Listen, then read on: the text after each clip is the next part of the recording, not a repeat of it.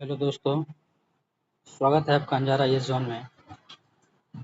आइए जरा आज बात करते हैं न्यूज़पेपर। आज है 13 जून 2026। आइए जरा देखते हैं। सबसे पहले ये निर्मल मन के बारे में है। हम लोग पहले सबसे पहले एथिक्स के दृष्टिकोण से देखते हैं या निबंध के दृष्टिकोण से हम लोग पहले देखते हैं। तो निर्मल मन के बारे में क्या कहता है कि निर्मल मन वाले व्यक्ति शरीर को से सकारात्मक ऊर्जा निकलती है और जहाँ भी होते हैं वातावरण में सकारात्मक। तो निर्मल मन अगर आपको दे दिया गया है, अगर उसके दृष्टिकोण में लिखने के लिए तो आप इन शब्दों का चयन कर सकते हैं। तो यहाँ पे पॉजिटिविटी भी रहती है, देख सकते हैं। ईरान के साथ समझौता करीब नज़दीक में आ रहा है। ट्रंप अभी अंतिम फैसला नहीं हुआ। तेहरान में यह बातें कही गई है। अब देखते हैं इसके बारे में जरा क्या है ना। तो ईरान वर्सेस यूएसए के बीच में विवाद चल रहा है ना। अमेरिकी राष्ट्रपति बोले युद्ध समाप्ति रविवार को जिनेवा में हस्ताक्षर, साइन होगी चर्चा। अमेरिका और ईरान के बीच पिछले 3 महीनों से जारी तनाव के बीच टेंशन के बीच अमेरिकी राष्ट्रपति डोनाल्ड ट्रंप शुक्रवार को दावा किया है कि दोनों देशों के बीच शांति पीस एग्रीमेंट प्रारंभिक मुद्दे मसौदे पर सहमति बन गई है और युद्ध समाप्त हो गया। हालांकि ईरान ने इस दावे का खंडन करते हुए कहा है कि समझौते को लेकर अभी कोई अंतिम निर्णय नहीं हुआ है। सूत्रों के अनुसार दोनों पक्षों के बीच रविवार को जिनेवा कहाँ पे, स्विट्जरलैंड में समझौते पर मदद हस्ताक्षर साइन हो सकते हैं। इसमें अमेरिकी उपराष्ट्रपति जेडी वेंस और ईरान के ओर से संसद अध्यक्ष मोहम्मद बाकर गलिफाफ ने भी शामिल होने की संभावना जताई जा रही है। बताया जा रहा है कि समझौते की भाषा को अंतिम रूप दिया जा रहा है और शनिवार को मसौदा तैयार हो सकता है। इस बीच इजराइल के प्रधानमंत्री बेंजामिन नेतन्याहू ने कहा है कि जब तक वो प्रधानमंत्री है ईरान की परमाणु हथियार हासिल नहीं करने देंगे। जो यूरेनियम इन्रिचमेंट की बात है वो जो इजराइल से संबंधित, इजराइल कह रहा है ईरान पर हम जो है जो एटॉमिक बम है, परमाणु बम है, उसको बनाने नहीं देंगे। ट्रंप ने भी दोहराया है कि ईरान कभी परमाणु बम नहीं बनाएगा। समझौते की संभावनाओं से वैश्विक बाजारों में राहत का माहौल दिखा है। कच्चे तेल की कीमतों में $90 प्रति बैरल नीचे आ गई है, जबकि अंतर्राष्ट्रीय शेयर बाजारों में तेजी दर्ज की गई है। भारत में बीएसई सूचकांक करीब 1700 अंक चढ़कर बंद हुआ है। तो कहीं न कहीं जो मार्केट मैकेनिज्म के तौर पर है ना, सब चीज़ें डिपेंड करती है। अगर आप दृष्टिकोण से देखें, अगर जो भी जियोपॉलिटिक्स के दृष्टिकोण से देखा, जहाँ भी वार हो रहे हैं वैश्विक दृष्टिकोण से, तो वो मार्केट मैकेनिज्म पर डिपेंड करता है। देखिए ईरान का दावा क्या है। ईरान के पुनर्निर्माण के लिए अमेरिका व सहयोगी $300 अरब देंगे। विदेश में फ्रीज ईरान को अरबों डॉलर की राशि रिलीज की जाएगी। लेबनान पर सभी तरह के इजरायली हमले रुकेंगे। सेना सीमा से जो बाउंड्री पर है वो लौटेगी और जहाँ पर हॉर्मुज स्ट्रेट की बात है वहाँ पर समझौता जो सॉवरेनिटी है स्वीकार करने पर मुद्दे पर भी बातचीत होगी, क्योंकि स्टेट ऑफ हॉर्मुज जो है वो ईरान के कब्जे में है। अगर यहाँ पर अमेरिका अटैक करता है तो कहीं ना कहीं ईरान की जो सॉवरेनिटी है उस पर है ना इंटरवेंशन होगा, यानी हस्तक्षेप होगा अमेरिका का। कहीं ना कहीं इस चीज़ को एक्सेप्ट करने के लिए ईरान राजी नहीं हो सकता। और अमेरिका का जो है दबाव वो जरा देखिए क्या है। ईरान के साथ एग्रीमेंट और प्रदर्शन प्रतिबद्धता पर आधारित होगी, कमिटमेंट पर आधारित होगा। समझौते पर हस्ताक्षर होते हुए स्टेट ऑफ हॉर्मुज खुलेगा। ईरान के उच्च संवर्धित यूरेनियम इनरिचमेंट की बात की गई है, उसको नष्ट किया जाएगा। ईरान किसी आतंकी समूह को फंडिंग नहीं करेगा, ये भी बात किया गया है। यहाँ पर देखते हैं वीडियो बनाने के लिए भारत का अपना एआई मॉडल वारिया लॉन्च हुआ है। वारिया लॉन्च, तो वारिया किसके लिए लॉन्च किया गया है? एआई मॉडल में क्या कहा कि 48 पैसे प्रति सेकंड की दर से बना सकेंगे वीडियो चीन से रास्ता। तो जितने भी एआई मॉडल हम देखते हैं ज़्यादातर जो डीप फेक हो, जितने भी आर्टिफिशियल इंटेलिजेंस हैं वो कहाँ के हैं? ज़्यादातर यूएसए के हैं, या नहीं तो चाइना के हैं, या नहीं तो जापान के, जो डेवलपिंग कंट्रीज हैं, डेवलप्ड कंट्रीज हैं। अगर डेवलपिंग की बात करें तो भारत ने क्या बनाया अभी, हवाया लॉन्च किया गया। देखिए क्या है। अब देश के छात्रों को लेकर उद्यमी व अन्य कंटेंट क्रिएटर आसानी से वीडियो बना सकेंगे। भारतीय एआई आर्टिफिशियल इंटेलिजेंस कंपनी अवतार ने वीडियो बनाने के लिए ऐसे मॉडल को लॉन्च किया है जो दुनिया के अन्य देशों को एआई वीडियो मॉडल के मुकाबले में काफ़ी सस्ता है। इस मॉडल की मदद वीडियो बनाने के लिए काम आ सकता है। वीडियो बनाने के लिए इंडिया एआई मिशन के तहत तैयार वारिया मॉडल, क्या नाम है? वारिया मॉडल शुक्रवार को इलेक्ट्रॉनिक्स आईटी सचिव एस कृष्णन को मौजूदगी में ये लॉन्च किया गया है। 4 चरणों में वीडियो बनाना जा सकेगा, यहाँ पे दिया गया है। कुछ खास है नहीं इसमें, यहाँ पे देखते हैं।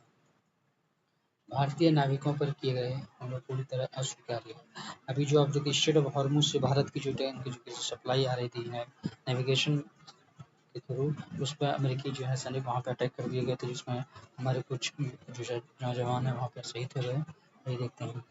भारत ने अमेरिकी दूतावास के अधिकारों को तलब कर चुके हैं। जो अमेरिकी राजदूत हैं उसके वहाँ पर भी जाके ऑफिशियली नोटिफिकेशन दिया गया था, है ना।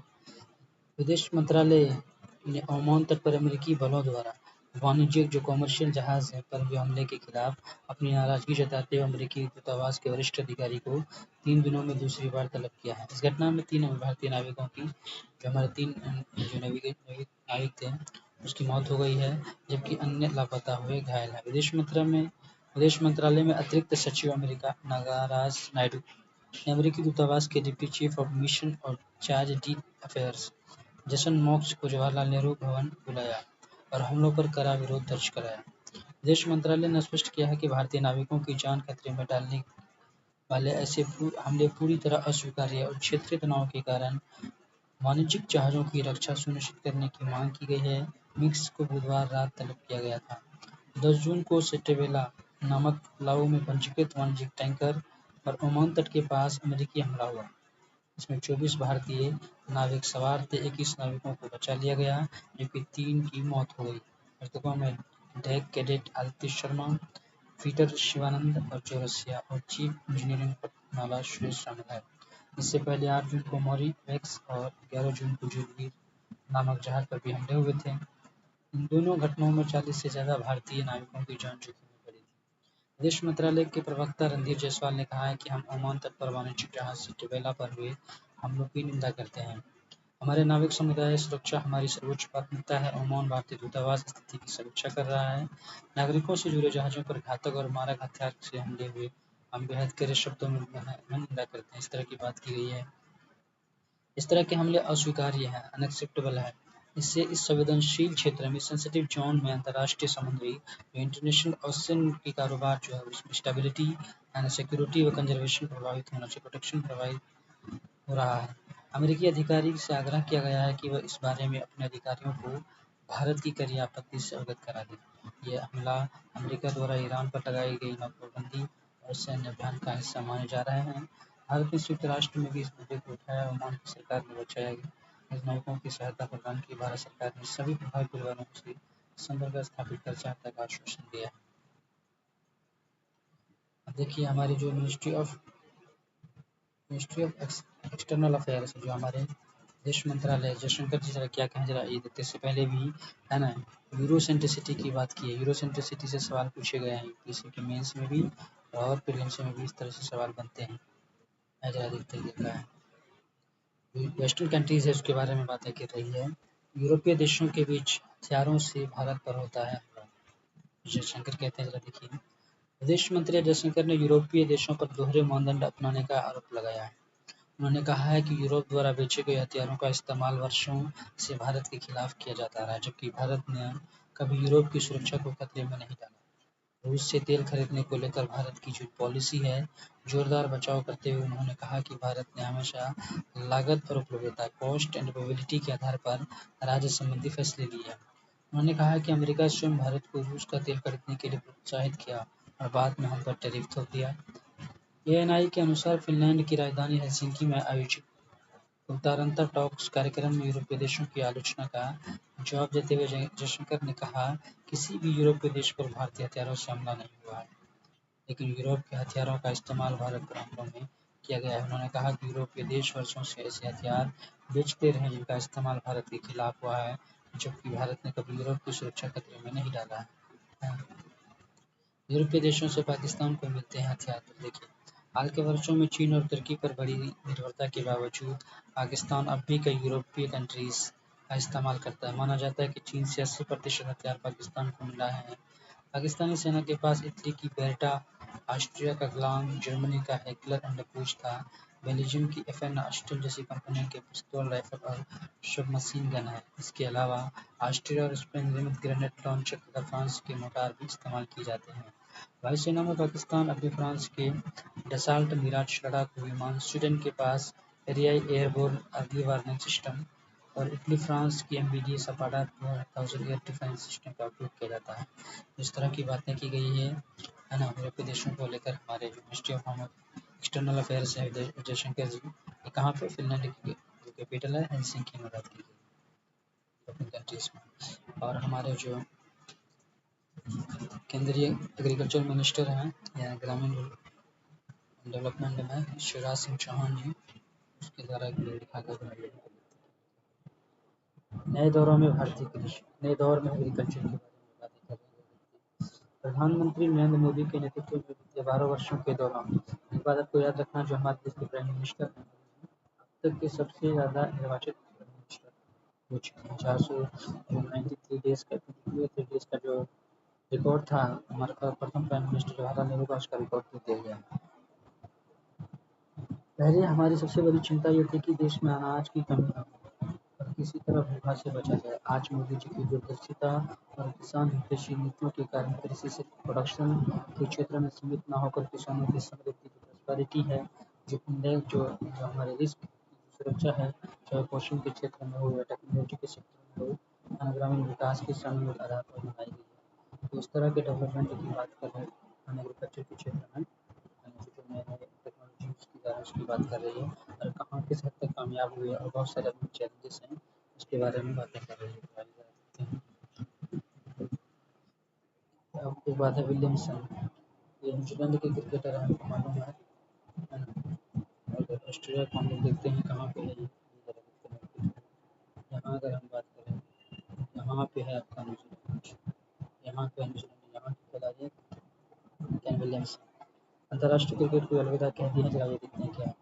न्यूजीलैंड के दिग्गज बल्लेबाज केन विलियमसन ने 15 वर्षों से अधिक के सुनहरे करियर के बाद शुक्रवार को अंतर्राष्ट्रीय क्रिकेट से विदा लेने की घोषणा की। इसके साथ ही न्यूजीलैंड क्रिकेट में तीनों प्रारूपों में एक युग का अंत हो गया है ना।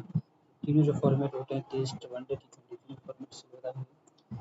विलियमसन ने न्यूजीलैंड क्रिकेट द्वारा जारी बयान में कहा, मैंने इस पर काफ़ी सोचा और पिछले कुछ दिनों से लग रहा था कि यह सही समय अंतर्राष्ट्रीय क्रिकेट खेलने के लिए मेरे भीतर हमेशा मजबूत इच्छा शक्ति झलक रही है। मुझे इस बात में गर्व है कि न्यूजीलैंड के लिए हर मैच मैंने अपने सब कुछ दिया है। उन्होंने कहा कि इससे कम पर खेलता रहना सही नहीं होगा और मैं किस्मत में अपने हिसाब से मैंने एक फैसला लिया है। 35 वर्ष के विलियमसन ने न्यूजीलैंड के लिए विभिन्न प्रारूपों में देखिए जरा टेस्ट 110 टेस्ट मैच खेले हैं, 9,515 रन है इसके और 38 हाफ सेंचुरी है और 33 क्या है इसकी सेंचुरी है।